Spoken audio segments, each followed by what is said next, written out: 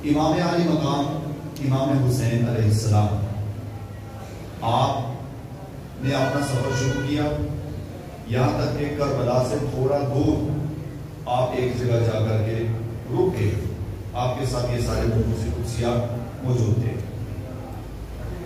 جب آپ تھوڑی دیر وہاں رکے تو آپ کے پاس ابن زیاد نے کچھ لوگوں کو بھیجا، عمرو بن سعد کو بھیجا اور اس کو یہ کہا کہ آپ جاؤ اور امام حسین سے گفتگو کرو۔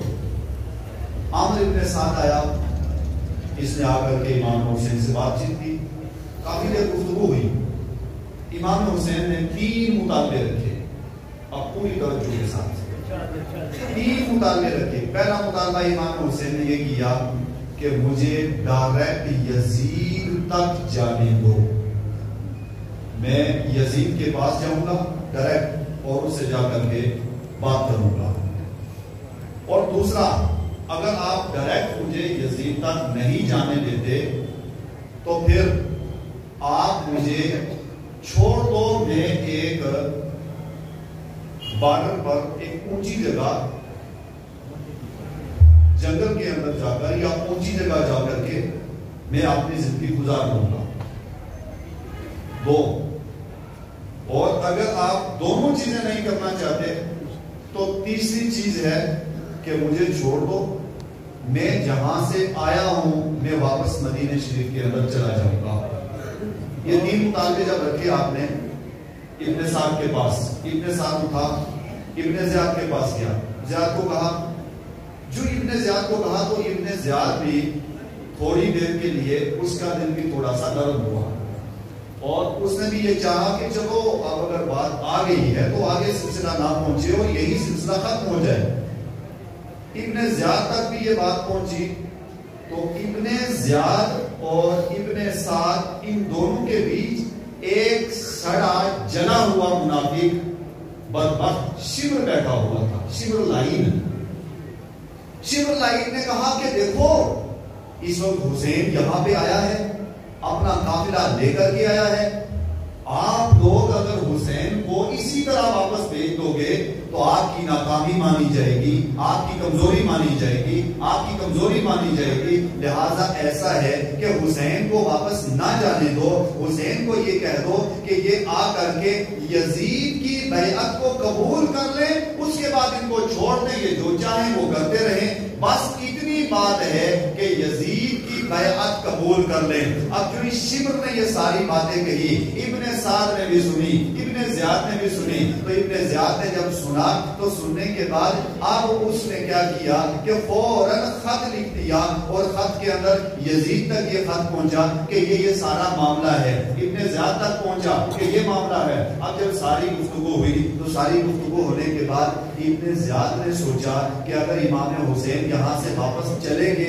تو یہ بھی وقتی طور پر شمر صحیح کہہ رہا ہے کہ اگر واپس چلے گے تو ہماری ناکامی ثابت ہوگی، لہٰذا ایسا کیا جائے کہ حسین سے دوبارہ گفتگو کی جائے۔ اب اسی ابن سعد کو دوبارہ تیار کیا کیونکہ ابن سعد اب تک تو یہ ٹھیک تھا، کیونکہ اب تک تو اس کے اندر یہ سلسلہ نہیں تھا، یہ ٹھیک تھا، لیکن اس کو ابن سعد کو مال و دولت کی لالچ دے دی تھی، پیسہ دینار و درہم کی لالچ تھی اور اس کے پاس بڑی اچھی خاصی فوج بھی موجود تھی۔ جب اس کو خوب لالچ دی گئی تو ابن زیاد نے کہا اے سعد، اے عمرو ابن سعد، آپ ایسا کرو کہ فوراً جاؤ حسین کے پاس اور جا کر کے ان کو مجبور کرو، ورنہ آپ سے فوج بھی واپس لے لی جائے گی اور آپ کو قتل کر دیا جائے گا، آپ کو نیست و نابود کیا جائے گا۔ جو یہ جملہ کہا تو یہاں سوچنے کی بات ہے کہ آپ کے پاس فوجی ہیں، فوج ہے یا آپ کے پاس کافی لوگ موجود ہیں، تو آپ جو بڑا سردار ہوتا ہے، سردار کو اگر یہ بات کہہ دی جائے، سردار اگر غیرت والا ہو تو وہ تو میدان میں آ جاتا ہے، لیکن بے غیرتا ہو تو اس کو کہتا ہے یار جان بڑی پیاری ہے، پیسہ بڑا پیارا ہے۔ اسی طرح ابن سعد کے ساتھ بھی یہی ہوا، اس کو پیسہ بہت پیارا آیا اور جان بہت پیاری لگی۔ اسی وقت اب تک تو امام حسین کے ساتھ اس کی دوستی تھی، لیکن اب اچانک رویہ بدل گیا، جو ہی رویہ بدلا. رات کا وقت ہے اور رات کے وقت امام حسین جو ہے وہ خیمے کے اندر موجود ہے. اتنے میں ایک دم ہلہ گلا ہونا شروع ہوا اور ایک دم بالکل شور شرابہ ہونے لگ گیا, آوازیں بلند ہونے لگ گئی. امام حسین اپنے خیمے کے اندر تشریف فرما تھے. آپ نے اپنا سر جو ہے وہ رکھا ہوا تھا اور زانوں پر رکھ کر کے تھوڑی دیر بیٹھے ہوئے تھے. اتنے میں امام حسین کی آنکھ لگ گئی. جو ہی آنکھ لگی خواب میں دیکھتے ہیں آمینہ کے لال تشریف لائے اور فرمایا اے حسین میں محمد صلی اللہ علیہ وسلم تمہارا نانا ہوں, تمہاری انتظار کے اندر کھڑا ہوں. اے حسین ثابت قدم رہنا. پھر اس کے بعد آقا نے فرمایا اے حسین سیدہ کائنات تمہارے انتظار میں ہیں, مولا کائنات تمہارے انتظار میں ہیں, حضرت امام حسن تمہارے انتظار میں ہیں, باقی یہ جتنے نفوس قدسیہ ہیں یہ سب کے سب تمہارے انتظار کے اندر کھڑے ہیں. اے حسین جرأت کے ساتھ رہنا, بہادری کے ساتھ رہنا, ہمت رکھنا, قوت رکھنا, طاقت رکھنا, گرنا نہیں, حوصلہ رکھنا ہے. میں تمہارے ساتھ ہوں اور یہ پورا خاندان تمہارے ساتھ ہے. جو اتنا جملہ کہا اور ادھر ظاہری طور پر بظاہر ایک حلہ مچ گیا. جو ہی حلہ مچا تو سیدہ زینب اٹھ کر کے فوراً امام حسین کے پاس آئی اور امام حسین کو آ کر کے اٹھایا. امام حسین سوئے ہوئے تھے. جو امام حسین کو بیدار کیا تو بیدار کرنے کے بعد سیدہ زینب کہنے لگی اے حسین آپ کیا کر رہے ہیں؟ تو امام حسین نے کہا کہ اے سیدہ زینب ابھی میں مصطفیٰ کا دیدار کر چکا ہوں. سیدہ زینب نے کہا اے حسین اب اٹھیے, باہر آئیے, ذرا خیمے سے باہر آئیے. دیکھو کہ سامنے فوج آ چکی ہے, وہ تیر لے کر کے آئے ہیں, وہ تلوار لے کر کے آئے ہیں, وہ اسلحہ لے کر کے آئے ہیں, وہ طاقت اور قوت کے اندر آئے ہیں, اس وقت ہمارے اوپر حملہ کرنے کے لیے آئے ہیں. اب امام حسین رضی اللہ عنہ فوراً باہر آئے اور باہر آنے کے بعد دیکھا کہ اچانک سلسلہ چینج ہوا. اب تک تو یہ صحیح تھے لیکن اب اچانک جو سلسلہ چینج ہوا. امام حسین جو ہے وہ ابن سعد کے پاس آئے اور آ کر کے کہا ابن سعد بول تو کیا کہنا چاہتا ہے؟ اب تک تو یہ کہہ رہا تھا, اب کیا کہنا چاہتا ہے؟ ابن سعد کہنے لگا اے حسین بس ایک ہی بات ہے, یا اپنا ہاتھ دو یا اپنا سر دو. تو امام حسین نے علل اعلان کہا تھا, ڈنکے کی چوٹ پر کہا تھا کہ حسین جب تک زندہ رہے گا تب تک کسی یزیدی کے ہاتھ میں ہاتھ نہیں دے سکتا. حسین اپنا سر قربان تو کر سکتا ہے مگر باطل کے آگے حسین اپنا سر نہیں جھکا سکتا ہے. جب دیکھا اس کے بعد امام حسین رضی اللہ عنہ آپ نے کہا اچھا تم لوگوں کا کیا ارادہ ہے؟ وہ کہنے لگے کہ رات کے وقت مقابلہ کرنا ہے. امام حسین نے کہا نہیں, رات کو مقابلہ نہیں کرنا ہے, آپ رات کو ٹھہر جائیے, آج رات کو مقابلہ نہیں کریں گے. اب رات کی امام حسین نے مہلت لے لی ہے. اب یہ رات کون سی ہے؟ ادھر 9 محرم ہے, آگے کل 10 محرم جمعہ کا دن ہے, یہ 9 محرم ہے, 9 محرم کی رات. اب یہاں مکمل توجہ کے ساتھ آپ کے سامنے میں چند ایک معروضات رکھنا چاہتا ہوں. رات کا وقت ہے. امام حسین نے اپنے سارے ساتھیوں کو جمع کیا, سارے احباب کو جمع کیا. جمع کرنے کے بعد امام حسین تھوڑی دیر بیٹھ گئے. بیٹھنے کے بعد آپ نے ایک تقریر کی. اس تقریر کے اندر اللہ کا شکر کیا, ہم تو سنا بیان کی. ہم تو سنا بیان کرنے کے بعد امام حسین رضی اللہ عنہ نے کہا وہ میرے ساتھ مکہ اور مدینہ چھوڑنے والے, گھر خاندان سب کچھ چھوڑنے والے. پھر آپ نے مخاطب کیا مولا کائنات کی اولاد کو اور باقی جتنے یہ نفوس قدسیہ تھے, امیر ہیں, باقی یہ جتنے جعفر ہیں, ان سب کی اولاد کو آپ نے مخاطب کیا اور مخاطب کر کے کہا میرے بھتیجے میرے ساتھ ہیں, بھانجے میرے ساتھ ہیں, بیٹے میرے ساتھ ہیں, خاندان میرے ساتھ ہے. سب کو کہا اندھیرا ہے اور چراغ بند کر دیا. چراغ بند کرنے کے بعد کہا تم سب کے سب رات کے وقت نکلو, یہاں سے باہر چلے جاؤ, اپنی جانیں بچا لو, تم لوگ بچ جاؤ. یہ میری جان کے دشمن ہے یزیدی, یہ میرا خون لیں گے تب ان کو صبر آئے گا, تب یہ ٹھہریں گے, آپ لوگ نکل جاؤ. جو امام حسین نے چراغ بند کیا, چراغ بند کرنے کے بعد تھوڑی دیر گزری, تھوڑی دیر کے بعد پھر انہوں نے چراغ جلا دیا. اہل بیت کے گھر والوں نے چراغ جلایا اور چراغ جلانے کے بعد ان 72 نفوس قدسیہ نے کہا اے حسین اب ہمیں ایسی زندگی نہیں چاہیے کہ آپ دنیا سے چلے جائیں اور ہم زندہ رہیں, نہیں ہو سکتا. حسین مریں گے تو آپ کے ساتھ, جیئیں گے تو آپ کے ساتھ, رہیں گے تو آپ کے ساتھ, مریں گے تو آپ کے ساتھ. جو آپ کے ساتھ ہوگا وہی ہمارے ساتھ ہوگا, تاکہ کل قیامت کے دن ہمارا حشر بھی آپ کے ساتھ ہو, مصطفیٰ کے دامن کے اندر ہو, سیدہ کائنات کے دامن کے اندر ہو, سرکار علیہ السلام کے دامن میں ہو, اور قیامت کے دن فخر کے ساتھ مصطفیٰ آپ کی بھی شفاعت کرے اور آپ کے ساتھ ہمیں بھی جنت عطا فرمائے. سبحان اللہ سبحان اللہ. اب اس کے بعد یہ تھوڑی گفتگو ہوئی. اسی گفتگو میں زہیر بن قیس کھڑے ہوئے. وہ کھڑے ہوئے, انہوں نے پہلی تقریر کی. زہیر بن قیس نے اس تقریر میں, اور اس کے بعد پھر سعد بن عبداللہ الحنفی, انہوں نے ایک تقریر کی. وہ تقریر آپ کا رکھنا چاہتا ہوں. اس تقریر میں یہ امام حسین کے ساتھ ہیں, ساتھی ہیں, یہ 72 میں ہیں. انہوں نے تقریر کی. تقریر میں کہا, توجہ ہے آپ بات کی, زور سے بولے سبحان اللہ. سبحان اللہ. سعد بن عبداللہ الحنفی وہ کھڑے ہوئے.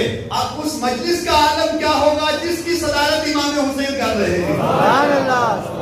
اس میں کھڑے ہوئے مقرر, پہلے مقرر کھڑے ہوئے, یہ انہوں نے تقریر کی. اور تقریر میں کہا, اے حسین, اگر یہ یزیدی اور باقی لوگ مجھے شہید کر دیں, اور شہید بھی ایسے کریں کہ مجھے زندے کو آگ لگا دیں, آگ لگانے کے بعد میرے خمیر کو اٹھائیں, ہوا میں اڑا دیں, اور جو ہوا میں اڑا دیں اللہ تعالیٰ مجھے دوبارہ زندہ کرے, پھر یہ خبیث اور باقی لوگ مجھے آ کر کے پھر مار دیں, اسی طرح مجھے شہید کریں, میرے جسم کو زندے کو جلا کر کے سچی کو ہوا میں اڑا دیں, پھر رب تعالیٰ مجھے زندہ کرے, پھر میرے ساتھ یہی کریں. 70 بار بھی اگر ایسا کیا جائے تو اے حسین, ہر بار میں آپ کا ساتھ دینے کے لیے تیار ہوں.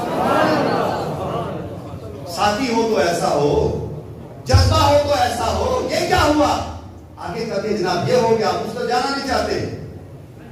کہتے ہیں کہ ایک بار اگر مجھے زندہ کیا جائے اور یہ کہا جائے کہ حسین کا ساتھ نہیں دینا, ورنہ آپ کو یہ اس طریقے سے شہید کیا جائے گا, یعنی آپ کو زندے کو جلا دیا جائے گا. تو یہ جو ہے الحنفیہ عبداللہ, سعد ابن عبداللہ الحنفی کہتے ہیں کہ اے حسین, اگر 70 بار بھی مجھے زندہ کیا جائے اور یہی کہا جائے کہ حسین کا ساتھ نہیں دینا ورنہ آپ کے ساتھ اس رویے سے پیش آئیں گے, تو یہ سعد بن عبداللہ الحنفی کہتے ہیں اے حسین, ہر بار میں اپنی جان آپ پر قربان کرتا ہوا نظر آؤں. اب اس کے بعد پھر زہیر بن قیس کھڑے ہوئے.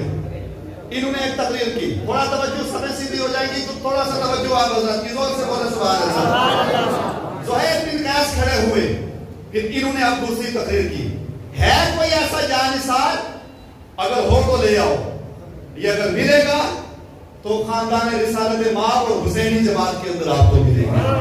زہیر بن قیس کھڑے ہوئے اور کہنے لگے اے حسین, اگر 1000 بار بھی مجھے زندہ کیا جائے اور پھر قتل کر دیا جائے تو اے حسین, ہر بار میں آپ کا ساتھ دینے کے لیے تیار ہوں. ان سارے لوگوں نے تقریر کی. ساری تقریر کا خلاصہ یہ تھا, امام حسین نے یہ کہا اپنی جانیں بچا لو اور یہاں سے چلے جاؤ, لیکن سب نے ایک ایک کھڑے ہو کر کے یہ ثابت کیا اے حسین, یہ تو ایک بار ہے, اگر کروڑوں بار بھی ہمیں زندگی ملے تب بھی ہم آپ کا ساتھ دینے کے لیے تیار ہیں, پیچھے ہٹنے کے لیے تیار نہیں ہیں. اب جب یہ گفتگو ہوئی, اس گفتگو کے بعد پہلے تو امام حسین کا جذبہ پہلے ہی بلند تھا, لیکن جب ساتھیوں کی یہ تقریر ہوئی اب امام حسین کا جذبہ اور بلند ہو گیا, آپ کا شوق اور بلند ہو گیا, آپ کا ذوق اور بلند ہو گیا, اور آپ کا جرأت اور بہادری میں اور زیادہ چاشنی آ گئی ہے. اس کے بعد امام حسین رات پوری گزاری, اور رات گزارنے کا عالم یہ تھا, پوری رات اللہ اللہ کرتے ہوئے گزار دی, عبادت کرتے ہوئے گزار دی, اللہ اللہ کر رہے ہیں, درود پڑھ رہے ہیں, صلاۃ و سلام پڑھ رہے ہیں, اور پورا خیمے کے اندر بیٹھے ہوئے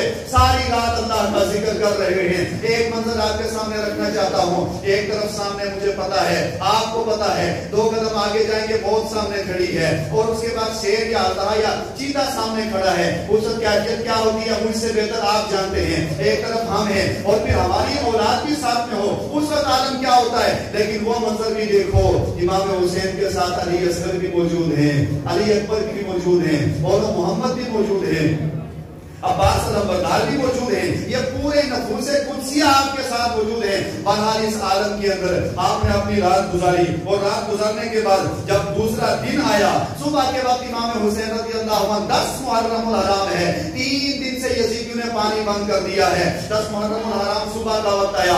صبح کے وقت امام حسین نے ایک تقریر کی. اس تقریر کے اندر آپ نے کہا کہ اے یزیدیوں, مجھے پہچانو میں کون ہوں. مجھے حسین ابن علی کہا جاتا ہے. میں وہ ہوں جس جس کے لیے آپ کا سجدہ لمبا کر دیا کرتے ہیں، میں وہ ہوں کہ جس کے لیے جنت سے سامان آتا ہے۔ مجھے حسین ابن علی کہا جاتا ہے۔ میرے فضائل میں قرآن اور حدیث کی آیات کریمہ اور بینات موجود ہیں۔ جو ہی آپ نے یہ جملہ کہا تو یہاں بھی یہ شمر خبیث پہلے کود پڑا اور کہنے لگا حسین اس وقت تقریر کا وقت نہیں ہے، اس وقت مقابلے کا وقت ہے، اس وقت جو ہے سامنے آنے کا وقت ہے، یا اپنا ہاتھ دے دو یا اپنا سر دے دو، دونوں میں سے ایک ہی بات ہوگی۔ اب ادھر ہر بھی موجود تھا۔ ہر اب تک تو یزیدی جماعت اور قافلے کے ساتھ تھا، لیکن جب ابن سعد نے یزید کو اور یہ شمر سامنے آیا، یہ یزیدی سامنے آئے، تلواریں لے کر کے آئے، تو ہر بھی اب تک یزیدی جماعت اور یزیدی لشکر کے اندر کھڑا ہوا تھا۔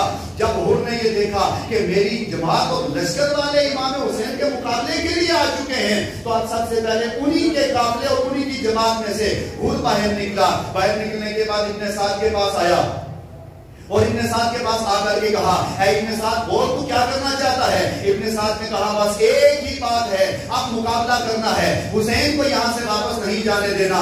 اب جو یہ جملہ کہا تھوڑی سی آپ کی توجہ رہے کہ ایک قافلہ یا کچھ لوگ ہیں، ان لوگوں کا ایک سردار ہے۔ اب یہ ہر کا عالم کیا تھا؟ یزیدی لشکر کے اندر سب سے طاقتور اگر کوئی مانا جاتا تھا اس کا نام ہر ہے۔ طاقت میں ہر ہے، قوت میں ہر ہے، مال میں ہر ہے، دولت میں ہر ہے، تعداد میں ہر ہے، لشکر میں ہر ہے، ہر لحاظ سے یہ ہر پہلے یزیدی جماعت اور لشکر کے اندر تھا۔ اب یہ ہر جو ہے یہ بہت زیادہ طاقت اور قوت اور فوج بھی رکھتا تھا۔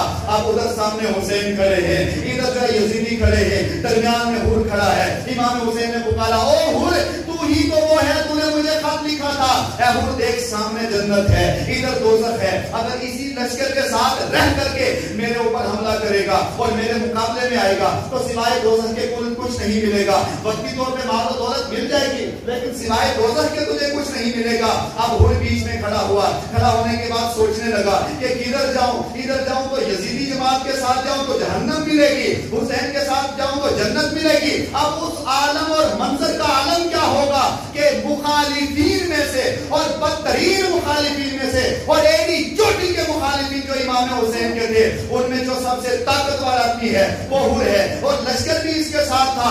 اب یہ ہر درمیان میں کھڑا ہوا، کھڑا ہونے کے بعد کہنے لگا ساری چیزیں امام حسین کے قدموں پر قربان کر کے کہنے لگے، اے حسین اب یزیدیوں کے ساتھ نہیں جانا، مجھے دوزخ منظور نہیں ہے، مجھے جنت منظور ہے۔ اے حسین مجھے آپ کی غلامی منظور ہے۔ اے حسین مروں گا تو آپ کے ساتھ، جیوں گا تو آپ کے ساتھ، جو آپ کے ساتھ ہوگا وہی میرے ساتھ ہوگا۔ ایک ایسا نعرہ لگایا، پوری یزیدیت کے اندر ایک زلزلہ آ کر کے یزیدیت کا خاتمہ ہو گیا۔ امام حسین کا حوصلہ اور بلند ہوا، یہاں تک کہ ہر نکلا اور فوراً امام حسین کے قدموں میں آ کر کے پڑ گیا۔ جو امام حسین کے قدموں میں پڑا دس بستہ کھڑا ہو گیا، کہنے لگا اے حسین مجھے معاف کر دے، میری وجہ سے آپ کو یہاں آنا پڑا۔ اے حسین اگر مجھے پتا ہوتا کہ یزیدی آپ کے ساتھ ایسا کریں گے تو میں کبھی آپ کو یہاں نہ آنے دیتا، لیکن اے حسین مجھے آپ معاف کر دیں، اپنے غلاموں میں قبول کر لیں۔ حسین کی ثقافت دیکھو، حسین کی شجاعت دیکھو، حسین کی بہادری دیکھو، اور یہ اگر بخشش نجات اور افطر گزر کا سلسلہ ملے گا خاندان اہل بیت اطہار کے اندر ملے گا۔ اگر امام حسین چاہتے تو انتقام لے سکتے تھے، لیکن جب ہر سامنے آیا امام حسین نے کہا تو میرے پاس آ گیا، جب میں نے بھی معاف کر دیا خدا بھی معاف کر دے گا۔ اب جو یہ سامنے آیا امام حسین کے ساتھ آ گیا تو یزیدیت کا حال کیا ہوگا وہ آپ کے سامنے ہے۔ جو ہر سامنے آ گیا امام حسین کے ساتھ، اب ہر نے امام حسین سے کہا ہے حسین میری ایک تمنا ہے، آرزو ہے، تمنا میری یہ ہے، ویسے بھی پڑھنا ہے ایسے بھی پڑھنا ہے، لیکن اب میں چاہتا ہوں کہ یزیدیت کی طرف سے پہلا تیر آئے اور ادھر حسینی جواب سے اس کا جواب ہر کے ذریعے سے۔ اب دیکھو دشمن پہلے تھا، اب دشمن سے چھوڑ کر کے دشمنی اور ادھر آئے حسینی کے اندر، حسینی جماعت میں آ کر کے پہلا تیر ان کے اوپر میں چلانا چاہتا ہوں، جب یہ حملہ کریں گے تو پہلا جواب ہم دیں گے۔ تو امام حسین نے اس کو اجازت دے دی ہے۔ اجازت دینے کے بعد ادھر سے شمر آیا اور باقی یہ خبیثہ ایک ہی بات ہے، یا اپنا سر دے دو یا اپنا ہاتھ دے دو یا بیعت قبول کر لو یا تو مقابلے کے لیے تیار ہو. امام حسین نے اس وقت روایت کے اندر موجود ہے امام حسین نے جب تقریر کی تھی اس تقریر کے اندر آپ نے خط نکالے تھے اور وہ خط ایک روایت کے مطابق ایک پورا توڑا جسے ہم دیسی زبان میں کہتے ہیں ایک بہت بڑا بورا تھا اس کے اندر سے وہ خطوط نکالے 2200 خط تھے یا اس سے زیادہ ایک ایک کا نام لیا امام حسین نے اے فلاں ابن فلاں تو نے خط لکھا فلاں ابن فلاں تو نے خط لکھا وہ سارے ہکے بکے کوئی جواب نہ آیا. آگے میں ایک خبیث یزیدی آگے بڑھا اس نے کہا مقابلے کا وقت ہے ادھر سے انہوں نے بھیجا یزیدیوں نے ادھر سے امام حسین کی طرف سے اور مقابلے میں آئے انہوں نے آ کر کے ایک ایک کو کر کے یہاں تک کہ واسطے جہنم کر دے گے. اب یہاں کئی لوگ میدان کے اندر آئے انہی کے اندر ایک عبداللہ ہے اور یہ بھی اہل بیت اطہار ہی کی نسبت سے اور امام حسین کے 72 نفوس قدسیہ میں سے تھے. یہ میدان کے اندر آئے ایک ایک کر کے آتے رہے ان کی ایک روایت بھی سننے کے لیے ہے. یہ میدان کے اندر آئے امام حسین سے اجازت دی اور لینے کے بعد یزیدیوں سے مقابلہ کرنے لگے. جو ہی مقابلہ کرنا شروع کیا تو ان کے ساتھ ان کی بیوی بھی موجود تھی زوجہ بھی موجود تھی. کئی روایت کے اندر موجود ہے جب شوہر کو دیکھا حسینی جماعت کے ساتھ اور امام حسین کی طرف سے یزیدیت کے اوپر حملہ کر رہے ہیں اس وقت عورت کا جذبہ بھی بلند ہو گیا اور وہ عورت ان کی بیوی تھی عبداللہ کی وہ فوراً امام حسین کی بارگاہ میں آئی اور آنے کے بعد کہنے لگی اے حسین اب میں بھی چاہتی ہوں کہ آپ کی طرف سے جا کر کے یزیدیت کے ساتھ مقابلہ کیا جائے تاکہ جب قیامت کا دن قائم ہو تو میں بھی آپ کے جھنڈے کے اندر اٹھوں. امام حسین نے ایک روایت کے مطابق ہے کہ امام حسین نے عورت کو منع کیا فرمایا کہ اسلام اس بات کی اجازت نہیں دیتا کہ عورت میدان کے اندر آئے مقابلے کے لیے آئے. اور دوسری روایت کے مطابق یہ ہے کہ عبداللہ ڈٹ کر کے مقابلہ کرتے رہے یزیدیت کو واسطے جہنم کرتے رہے یہاں تک کہ جب یزیدیوں نے ان کے اوپر کافی تیر چلایا اس کے بعد وہ جو ہے اپنے گھوڑے سے زمین کے اوپر آئے. ان کی اہلیہ گئی اور جانے کے بعد اپنے شوہر کو اٹھا کر کے خیمے کے اندر لائی اور اپنے گود کے اندر اپنے شوہر کا سر رکھا. سر رکھنے کے بعد دعا کی اے مولا میرا شوہر تو امام حسین کے نام پہ شہید ہو گیا میں بھی چاہتی ہوں اس کے ساتھ میں بھی شہید ہو جاؤں اب میں زندہ نہیں رہنا چاہتی. جو ہی دعا کی دونوں کی جان جسم سے پرواز ہو گئی دونوں کی جان پرواز ہو گئی. اب یہ سلسلہ آگے بڑھتا رہا ایک شہادت آپ کی بارگاہ میں ہم رکھیں گے اور اس کے بعد بات کو کلوز کریں گے یہاں تک کہ یہ سلسلہ آگے بڑھتا گیا اور بڑھتے بڑھتے ایک ایک کر کے میدان کے اندر آتے رہے اور آخر میں حضرت عباس علمبردار ان کی شہادت قابل توجہ بہت سی شہادتیں ہیں اب ان کے اتنا وقت نہیں ہے. حضرت عباس علمبردار ہیں یہ میدان کے اندر آئے اور آنے کے بعد حضرت امام حسین کی بارگاہ میں امام عالی مقام کی بارگاہ میں آئے.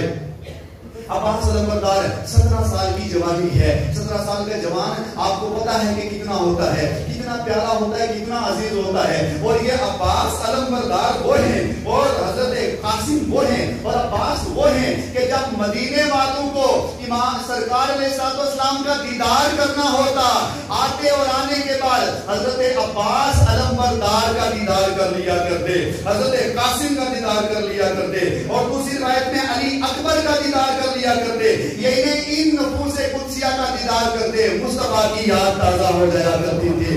عالم یہ ہے حضرت عباس علمبردار امام حسین کی بارگاہ میں آئے اور کہنے لگے اے حسین مجھے سیدہ زینب کی پیاس برداشت نہیں ہوتی ہے علی اصغر کی پیاس برداشت نہیں ہوتی ہے علی اکبر کی پیاس برداشت نہیں ہوتی ہے یہ ہمارے گھر والے ہیں ان کی پیاس ہم سے برداشت ہوتی نہیں ہوتی ہے. اے حسین مجھے اجازت دے دو اب میں میدان کے اندر آنا چاہتا ہوں اور میں چاہتا ہوں کہ نہر فرات سے پانی بھر کر کے اپنے خاندان والوں کے لیے لے کر کے آؤں نفوس قدسیہ کے لیے لے کے آؤں. روایت کے اندر ہے جب حضرت عباس علمبردار نے یہ جملہ کہا امام حسین نے آپ نے عباس علمبردار کو دیکھا آنکھوں میں آنسو آ گئے اور کہنے لگے اے عباس اب اسلام کا علم کون اٹھائے گا آپ تو علمبردار اسلام ہیں اسلام کا علم کون اٹھائے گا. دوبارہ انہوں نے پھر آرزو کی اے حسین مجھے اجازت دے دی جائے میں میدان کے اندر آنا چاہتا ہوں. امام حسین رضی اللہ عنہ نے دوسری بار ان کو اجازت دی اور اجازت دینے کے بعد اللہ کے حوالے کیا. یہ گھوڑے کے اوپر سوار ہوئے سر پر امامہ سجایا امامہ سجانے کے بعد ایک مشکیزہ پاس میں لیا اور مشکیزہ لینے کے بعد سیدھا نہر فرات کی طرف گئے. جو نہر فرات کی طرف پاس میں پہنچے ادھر سے یزیدی سامنے آ گئے اور آنے کے بعد چاروں طرف سے یزیدی نے آپ کو گھیر لیا اور گھیرنے کے بعد کہا عباس تم نہر فرات کے پاس نہیں جا سکتے حضرت عباس نے کہا ٹھیک ہے تمہاری نظروں میں ہم نے کوئی ظلم کیا ہوگا، لیکن بتاؤ چھوٹے چھوٹے بچے معصوم انہوں نے کیا ظلم کیا ہے، لہذا کیوں ان کے لیے تم پانی بند کر رہے ہو؟ انہوں نے کوئی بات نہیں سنی۔ اس طریقے سے یہاں تک کہ ہمت اور جرأت کے ساتھ حضرت عباس علمبردار نہر فرات کے پاس پہنچ گئے، جا کے مشکیزہ بھرا۔ آگے روایت کے اندر موجود ہے جو ہی مشکیزہ بھرا، مشکیزہ بھرنے کے بعد جس گھوڑے پر جس سواری پر سوار تھے حضرت عباس علمبردار نے اس سواری کا منہ نہر فرات کے قریب کیا، پانی کے قریب کیا اور کہا کہ ہم انسان ہیں، تو جانور ہے، تو پانی پی لے۔ لیکن روایت کے اندر موجود ہے اس جانور نے پانی نہیں پیا اور وہ جانور حال میں یہ کہہ رہا ہوگا اے عباس ہم کیسے پانی پیئے، 3 دن سے علی اصغر نے پانی نہیں پیا ہے، علی اکبر نے نہیں پیا ہے۔ یہ جانور بھی اپنی وفاداری کا اظہار اس طریقے سے کر رہا ہے کہ اے عباس جب تک حسین پانی نہیں پیے گا آپ ہمارے اوپر سوار ہو رہے ہیں، ہم بھی پانی نہیں پیئیں گے۔ حضرت عباس علمبردار نے مشکیزہ بھرا، مشکیزہ بھرنے کے بعد جو نہر فرات سے واپس پیچھے پلٹے، تھوڑا آگے میدان کے اندر پہنچے۔ ایک طرف منظر ہے نہ جو ہے آپ کے پاس مشکیزہ پانی کا بھی ہے، لیکن تھوڑا تصور لے کر کے آئے، چاروں طرف سے آپ کے اوپر تیر چل رہے ہیں، دایاں طرف سے بایاں طرف سے چاروں طرف سے تیر ہی تیر چل رہے ہیں۔ اس کے عالم میں بھی حضرت عباس مقابلہ بھی کر رہے ہیں اور مشکیزہ بھی بچایا ہے۔ دایاں ہاتھ میں مشکیزہ رکھا تھا، ایک یزیدی نے آپ کے بازو پر حملہ کیا، یہاں تک کہ آپ کا بازو شہید کر دیا۔ آپ نے دوسرے ہاتھ میں مشکیزہ لیا، پھر اس کے بعد مقابلہ شروع کیا، یہاں تک کہ آپ نے منہ کے اندر دانت مبارک کے اندر مشکیزہ پکڑا اور مشکیزہ پکڑنے کے بعد ہاتھ سے مقابلہ شروع کر لیا۔ جو ہی ہاتھ سے مقابلہ شروع کیا، ایک ہاتھ کٹ چکا ہے، ایک ہاتھ سے تلوار چلا رہے ہیں اور منہ کے اندر مشکیزہ رکھا ہے اور ارادہ یہ ہے کہ یہ پانی علی اصغر تک پہنچانا ہے، علی اکبر تک پہنچانا ہے، سیدہ زینب تک پہنچانا ہے، اپنے خیمے تک پہنچانا ہے۔ ادھر جب میدان کے اندر مقابلہ کر رہے تھے، یہ شمر خبیث بولا، ابن سعد خبیث بولا، یہ باقی یزیدی بولے اور کہنے لگے کہ وہ یزیدیوں کیا ہو چکا ہے، اگر عباس علمبردار اس مشکیزے کو لے کر خیمے کے اندر پہنچ گیا پھر کوئی یزیدی قیامت تک نہیں بچے گا، لہذا ایسے کیا جائے چاروں طرف سے حضرت عباس کو گھیر لیا جائے اور گھیرنے کے بعد ان کے مشکیزے پر تیر چلایا جائے۔ روایت کے اندر موجود ہے یہ منظر بھی آسمان نے دیکھا ہوگا، نہ اس سے پہلے کبھی دیکھا نہ بعد میں دیکھا ہوگا، ادھر بھی نماز ادھر بھی نماز، مگر عالم یہ ہے مشکیزہ امام حضرت عباس علمبردار نے منہ کے اندر رکھا، ایک یزیدی سامنے آیا، اس نے سیدھا تیر مشکیزے کے اوپر مارا، جو ہی مشکیزے پہ مارا مشکیزہ ٹوٹ کر کے سارا پانی زمین پر گر گیا۔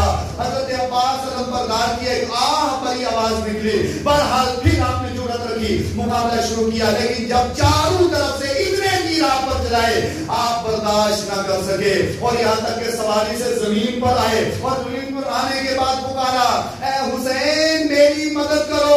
جو اتنا جملہ کہا امام حسین خیمے کے سامنے منظر دیکھ رہے تھے، فوراً عباس علمبردار کے پاس گئے اور جانے کے بعد عباس علمبردار کو گود میں لیا اور لینے کے بعد امام حسین کہتے ہیں میری کمر ٹوٹ گئی ہے۔